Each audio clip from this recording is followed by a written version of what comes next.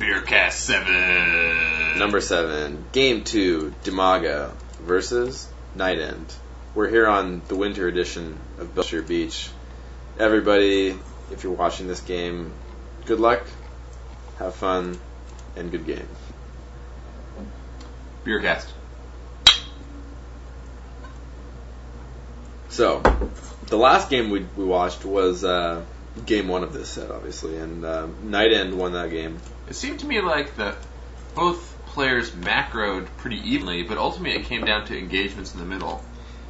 Yeah, and in that situation where the Terran has siege tanks, the Zerg player is relying on Banelings, Zerglings, and Mutalisks. The margin of error is so thin for the Zerg player, and it's pretty wide for the Terran player. So, in order for the Zerg player to come out on top, he has to be, competitive with the resource trading as far as the units that he's exchanging. And with mutas, in that game, Dimaga had 2-0 upgrades on his mutas, and he had about 22 mutas in that murder that he was running around with. Yeah. However, when he engaged, he actually got caught between two groups of Marines, and he lost every single muta. So, really, he came out on the losing end of that battle. So Zerg sees that Terran puts up this wall off, immediately takes that fast expand. Yeah, that's a pass first for Dimaga. Very standard choice on this map. He's getting some good hits on that SCV. Can we call that worker cross? Should we do a cheers on that one? Yeah, I mean, I'll take a drink. BeerCast. BeerCast.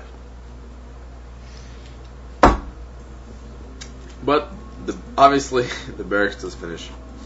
So I think if I'm Dimaga in this situation, I'm down one map. And what is your tendency in this? I think that he might want to be more aggressive and not let the game get into a situation where he's forced to try and take double expands and stuff like that. But you're forced to try to overcome the weaknesses right. of Zerg versus Terran. But the thing that you got to think about too in that is, does Dimaga think he's a better player than Night End? If he does, right. then he's going to try and play a game where that's it's a little more equal.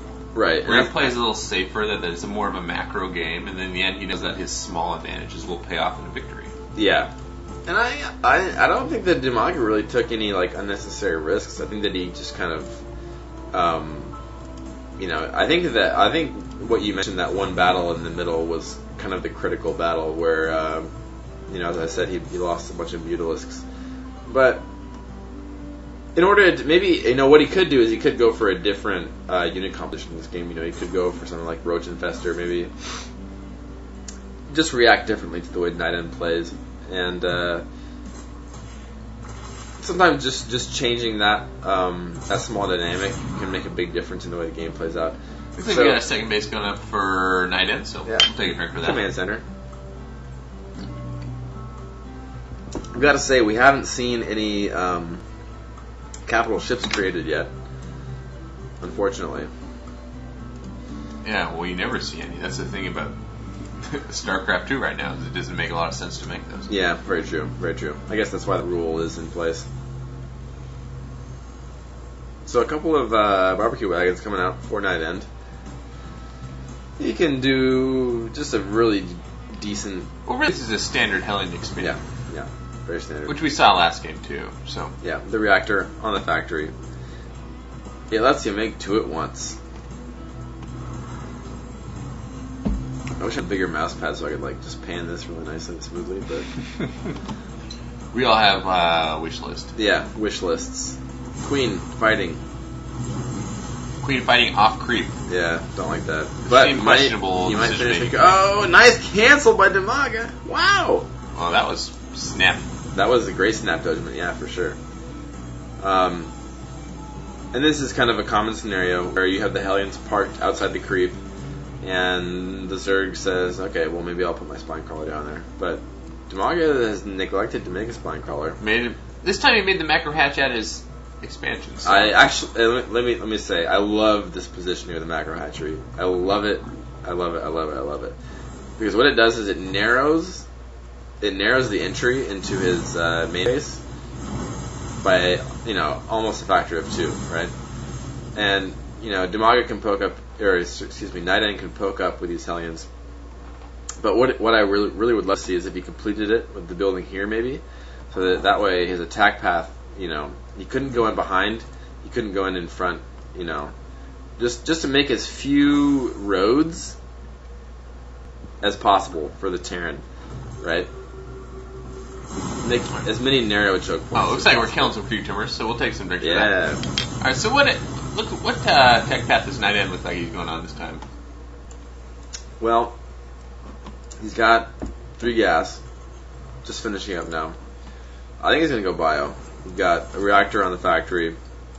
What he's going to do is switch that starport to the reactor, double medevacs, stims upgrading.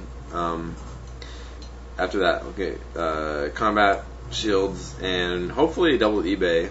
And if I see a single eBay coming now. If we were going to see a similar composition last time, we would see more factories, right? Yeah. nydus did a great job with his tanks that last game. He did a good job of being patient with his leapfrogging. There's one point where he kind of jumped forward and exposed himself, but actually, when that happened, I actually felt like Dimaga had a great chance to beat that army, but he actually lost the battle. So I probably misjudged that, because I'm sure Dimaga is way fucking better at this game than I am. And we need to be a little bit honest here, yeah. We don't. We're kind of drunk. We're a little bit drunk. And I'm not that good at this game. Who are we to judge? But we'll call it like we see it. That's the one thing we can promise all of our... And the greatest... Oh, lining up that Zerg... the drones! This is huge. Wow. The barbecue is officially happening. Yeah, the barbecue is on, dude. We got servings for at least 20 people.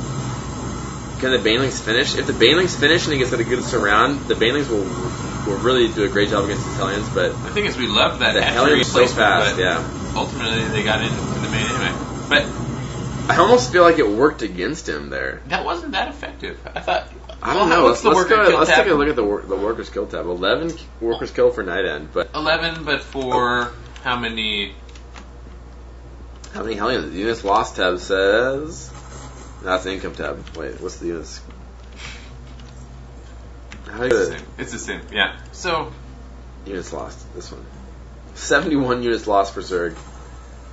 Almost 3k resources lost. Wow. Yeah, that's gross. Huge. So that was a pretty effective attack. My gooses. Alright, so I mean, if you're Terran right now, you just had a pretty strong engagement. Oh, you gotta feel. Dude.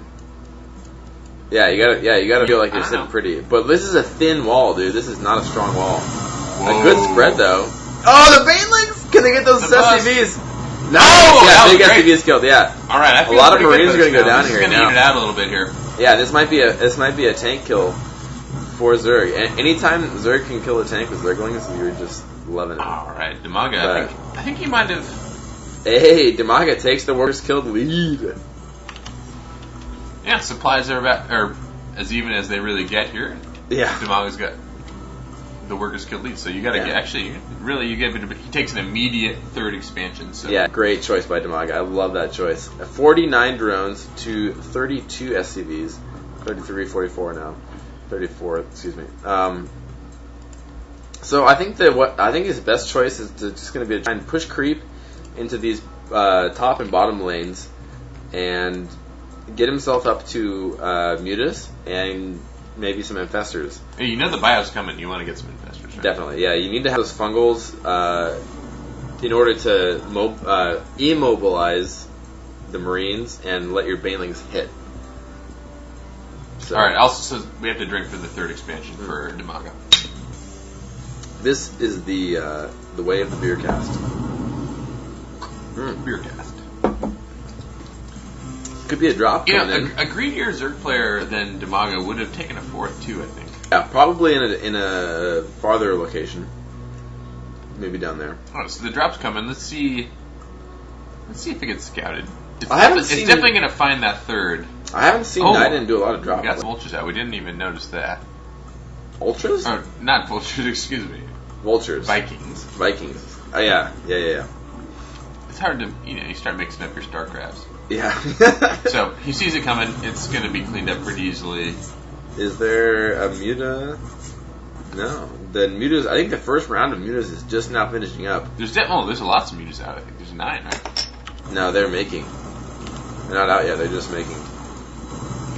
So he's going to get the Marines on the ground. Once you get the Marines on the ground, that's the important part. If the Mutas get there while they're unloading, then it's a slaughter. But so theoretically, this is not going to be a huge deal, but Night should take a third while this is happening, if you ask me. Yeah, I agree. I think he has that the third command center already built, doesn't he? Fuck, man. No. Yep, he's flying it over right now. Oh. Good call, Rainier. Yeah, he does. The drop's I like cleaned this up. play by Terran. You have this kind of drop ability, so You use have it to to use it, distract Zerg while you kind of expand your economy. And just, force him to multitask, force him to divide his attention, and any attention that he has to spend, mental energy that he has to spend on fighting your drops is less mental energy that he can spend on macroing to his fullest potential. So, I feel like there's an important point to be made here that doesn't get made a lot of the time, whereas you take your second, that's easy, because always your second is a that's why they call it the natural. But the third just takes so much more Definitely. to defend. And you see Terran, Night End's moving out an army here. He's got to defend that third in a way that he doesn't really have to defend his natural expansion. Right. So we are seeing 2-2 coming up for Dimaga. So this smells a little bit like Ultra to me. Takes a fourth. Cheers. Beer. Is that so? He has 2-2 ground. It smells like Ultras to me. Because we love the Ultras. We love Ultras. Yeah. Some folks call it Sling Blade. They have a Kaiser Blade. Classic Blade. And look at this. This is a cool thing that you don't see all the time. Well, never mind. He just canceled it. But you don't need to have this many Zerglings doing it. But what you can do is just have maybe one Zergling patrolling here, one patrolling here, one patrolling here. And actually, look at that. We got an engagement going on here. He would have seen that. Whoa! Daily hits coming in. He does Marines. No, he lost off the creep. Oh, big hit though. He got a lot of Marines there. He was way too late on his siege mode. Yeah. He overextended. Night End overextended. He's going to leave Mutalist there. Dimaga just needs to send in something now. But he is killing a bunch of workers here in the main base, and the Spine Caller goes down. There's just a queen here to defend, and drones, but a few Zerglings and the Mutas. He's got to pull the Mutas back. But I feel that engagement in the middle is so huge, and Dimaga's a 50 supply now. Big swing in Dimaga's favor. And the funny thing is Dimaga, is he sending out? Is he going to counter right now? I feel like Dimaga. I think he's going to try and solidify it, and I think what he should do is just wait for his max. No, he needs. Well, what he should do is he should attack Night End's third, but he doesn't. But does he know it's there? He doesn't really know that he's so far. No, he hasn't scouted it yet. But it's funny. Here comes some sort of engagement. It looks like he's going to send some Zerglings down to that. Yeah, now he will see it. Hopefully. No. Yeah, he will. He'll check the fourth and then the third. But that group of whatever it was, 12 Zerglings was patrolling right here, and then the minute that they left and got reassigned to a different area of the map, the drop came. So it's kind of funny that Dimaga was. He had the right thought process, right? He was on the right track mentally, but just made a.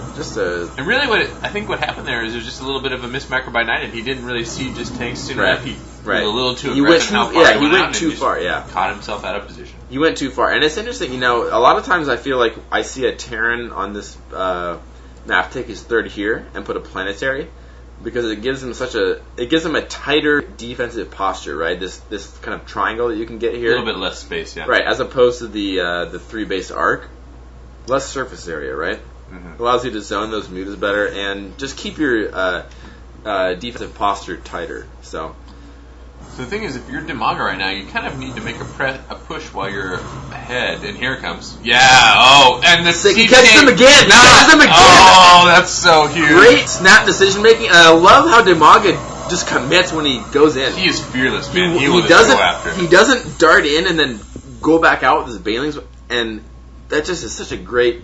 It's so refreshing for me to see. Oh, and he's about to take that. Oh, nice! Is he gonna get that command center? Yeah, he's gonna snipe it for sure. I hope he gets that. Here comes some here comes some Marines. Stimming in, and all right, he gives it up. He saves it. Yeah. Probably a smart choice there by DiMaga, not overcommitting to killing that command center, not too important tactically in the long run. But what I want to really hone in on is DiMaga's commitment to the attack right there. When he sees a small opening, he sends all of his units in, and once he closes the distance against those siege tanks, that's when you have to do damage, and that's when you have the highest potential to do damage. And a lot of times I feel like I see Zergs like dart in, and then when the tanks siege, they dart back out. Yeah, you go. The in and out is what kills you. You can't do that. Yeah, the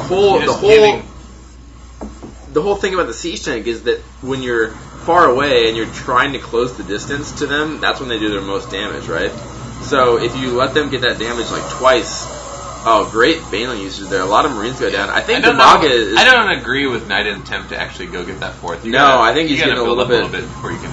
And take a defensive position so you at least have the advantage when you know that attack is going to come. Yeah, getting too froggy there. And the depot is left down. DiMaga gets into the natural. This is going to be GG. I think that DiMaga's got all of the positioning he needs now. He's going to take a lot of damage on his music. And he's just rallying Zerglings in there too. Exactly. It's 82 to 124 supply now. Not actually that much supply for DiMaga, but he's got 1,000 resources in the bank. He's making a bunch of banelings. Yeah. I don't know that you really need banelings actually in this situation. Oh, that's a lot. That's a stinking lot of banelings. He's got how many? 22 banelings coming. And he's also getting pathogen glands and Overlord speed. So he's not entirely banking on this one attack killing Niden, which is smart. He's planning ahead for another a little bit longer game. I would like to see him take maybe a 5th base, just because he has such a high degree of control. He did take a 5th base. Oh, he did. Perfect. All right. Cheers for that new hatchery. Bing. Huge duck coming in. Siege tanks got. There's only 2 siege tanks. This has got to be GG at this point. I think that DiMaga is going to do so much damage here that he's going to take out the main and the natural here. He might bring it to a game 3 right here. GG. From night end. All right. Curtain. Game 3. Nicely done by DiMaga. That was a great game. I think DiMaga really played well that game. Yeah, he played well. There was this time the engagements in the middle went to DiMaga. Yeah. Twice in a row, Niden didn't siege his tank up fast enough. It's interesting. In game 1, we pointed out that Niden may have gone a little bit too far into the middle of the map, but he still won the battle. In this game, he went a little bit too far, and he lost that battle. That's true. So maybe he was right the first time to siege his tanks up early and send his Marines farther forward. Right. But it just seemed like they were naked out there. But this time, it didn't. It's hard for me to say whether that was Niden's bad or DiMaga's good. It was a great timing, and either way. And like you said, that fearlessness not to turn back. Yeah, it's not so to try important. to micro back when you're going to take some damage, but to just go through, commit that to the initial attack. tank valley and just commit to it. Right. Yeah, once you close that distance and get in melee range of the tanks, I feel like it's so important just to do the damage that you can. I mean, once you've closed that distance, you have to just commit fully and do the damage that you can. Yeah. All right, let's go on to game 3 and see who takes this set. BeerCast.